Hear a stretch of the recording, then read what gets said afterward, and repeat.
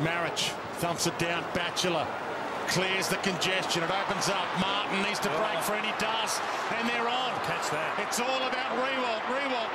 McFarlane. He recovered quickest. No, he got himself in the clear, Dustin Martin, but the kick in the end was virtually a waste of time. That's the third kick that they haven't controlled the kick. Morris was one, DeLugio was the other one. Just tried to kick the hell out of it instead of just controlling the kick. De Boer to Hill. Gets the skates on. Runs away from Grigg. Looks up. Ballantyne's the target in a one-on-one. To the back of the pack. He can seal it. He's done. Ballantyne's goal of all people. But this has been an awesome performance against all odds from the Dockers at a place they virtually never win. A Fremantle chant rings around the MCG. Their fans have found voice. All four of them. Down to just a few seconds. Holding the ball, the call from the umpire. It's a Richmond free. But the siren sounds. The toughest wins are the best wins. And this is one of the toughest Fremantle wins under Ross Lyon. And it could kickstart their season. Coming off 3 losses in a row. They lost Sandilands in the opening minutes. But they've shown more intestinal fortitude in this one than they've shown all year. Fremantle by 12 points. 12-6, 78 to 9-12, 66.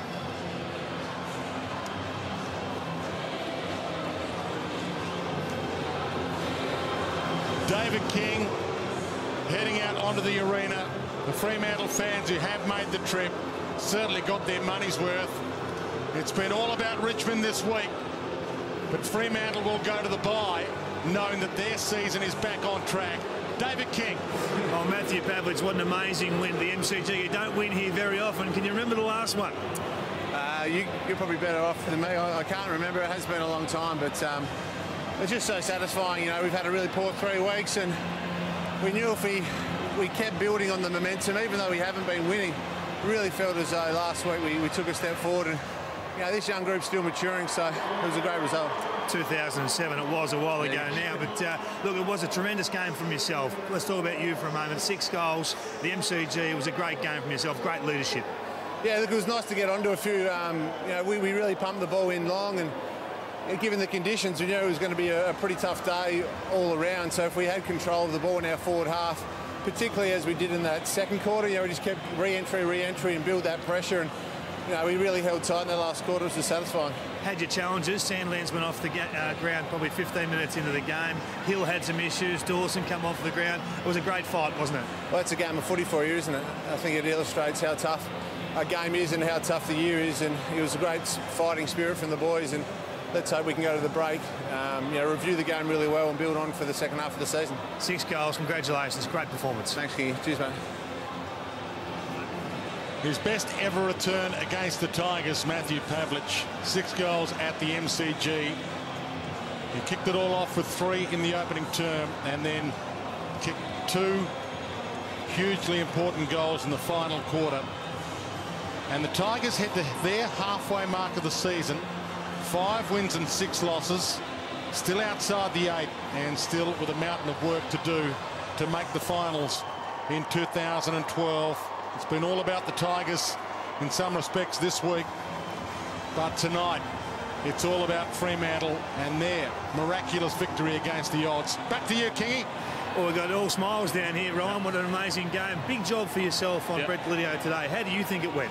Yeah, no, I felt it went well. I was a bit more comfortable once he came out of the middle and he's away from the ball. So we identified him as a guy who gets inside 50 and he's sort of their game breaker. So went to him. We tossed up between him and Cochin, but decided on Glidio on the outside. So give us an idea of your preparation coming into the game. What sort of things do you analyse about Brett? Where he's vulnerable, where he's strong? Yeah, well, I try and watch as many games as I can of his during the year, and then I'll try and identify a few weaknesses of his, and if I try and identify maybe a strength that I've got over him, and maybe try and exploit that during the game. But yeah, he's a great player, so yeah. Big win today. The midfield was very strong in there today. Tougher, won the contested battle, got the game played in your forward half. Exactly what Ross would have wanted. Yeah, exactly what we wanted as a midfield group too. We've been under the pump a bit this year, especially internally as well. So the boys put the acid on us, and it was good that we stood up today. So congratulations, mate. Thanks, well, mate. Go and enjoy. Thanks a lot, King. Thanks, mate. The purple rain in the rain at the MCG this afternoon. Fremantle by 12, 12-6-78 to 9-12-66. It was a great win, Ross, you've got to say. That's probably one of the best wins Fremantle have had for a long time. Yeah, to come to the MCG, big stage, a team with momentum and fight the fight, and I thought that's what we did. You know, bodies on the line and, you know, worked our way. We lost Aaron early, which is significant, and I thought, you know, a lot of players stepped up. I thought it was a weight of numbers performance, and it's really what we're about as a footy team. Now, look, I know you're all about the team, but the captain, he was amazing today. 6 goals. He clearly was the standout performer. Yeah, well, player groups are hungry to be led, and it's really about your captain. When things get tough, your skippers get going, and I thought Matthew today was outstanding. Ross, Mark Rasciuto, you rolled your eyes when Kingy asked you before the game about your clearances in the previous couple of games. Today you had 19 out of 22 players win a clearance, and Sandilands was one of the 3. What an amazing effort. I don't think that would have ever been done before. No, you're right. It's about join in. If you're around a stoppage, it's red alert. And we have been flat-footed, and you know, Malcolm Blight, I used to listen to him, he's always, if you're slightly on the move at stoppages, a little, not charging through, but gives you a chance to be proactive. And just those simple messages during the week and strike at the coalface really saw us get some good numbers today. And it fell away a little bit in the last quarter, but there was some great effort for the majority. And, you know, credit to Mark Stone and the midfielders and everyone joining in the philosophy that we're trying to implement. Ross, congratulations, a terrific victory. One of the things that stood out to me was the work rate of the players, particularly when the loose ball broke and another stoppage would form. You're always there with more numbers, and it looked like they worked harder both ways, your players. Well, I think coming into the game, we looked at Richmond's run and their speed, and we thought, gee whiz, they're running and spreading hard, and we showed that footage and we said, well, that's a challenge that lays before you. But, you know, they're great summers, and most of them, bar David Money, are the mids can really run and work. And so we laid down the challenge and they really joined in, which is terrific. I saw you in the derby against West Coast a couple of weeks ago. You were disappointing. I thought last week you were significantly better, but just couldn't go the distance. But today was a 4-quarter performance, and we all know you have to play 4 quarters to win most games of the AFL.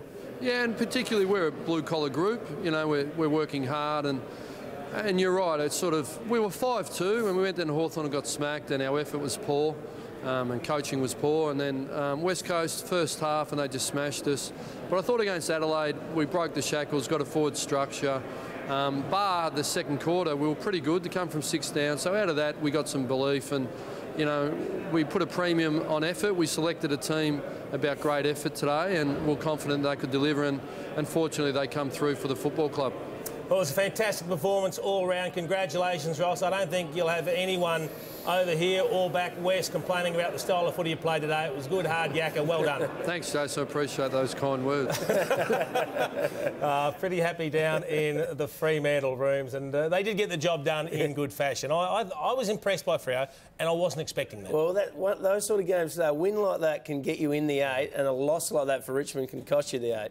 What about from a Richmond perspective? All the build-up, and I guess they'll leave empty-handed, thinking it was an opportunity that we let go. Well, we spoke before the game about expectation. It is totally different when you're favourite, and didn't get the job done today. No, 2 teams came to the MCG locked at 5-5. One was going to go forward, one taking a step backwards. It was the Fremantle Dockers who were able to get over the top of the Tigers after trailing early. The final margin was 12 points, and they'll look forward to a break.